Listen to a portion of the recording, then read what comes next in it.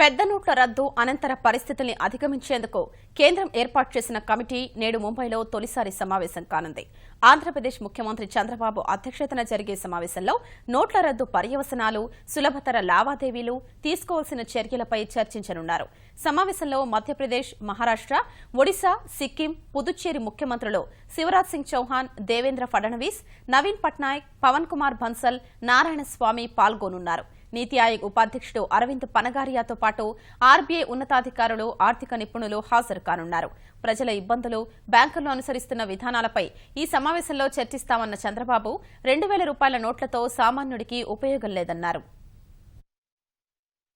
Demonetisation తప్పని కాదు, కానీ డిమానిటైజేషన్ చేసిన తర్వాత ప్రాసెస్లో ఇంకా ఎఫెక్టివ్గా చేయాల్సింది అనుకున్నంత ఫాస్ట్గా చేయలేకపోయారు కాబట్టి ఇబ్బందులు వచ్చాయి.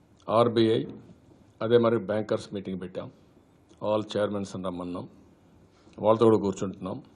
ఏవేవైతే సమస్యలు ఉన్నాయో ఆ సమస్యలు ఎట్లా పరిష్కారం చేయాలి, టెక్నాలజీ సమస్యలు కానీ, ప్రొసీజర్ సమస్యలు కానీ, కామన్గా ఏమేం చేయగలుగుతారో అవన్నీ కూడా డిస్కస్ చేస్తున్నాం.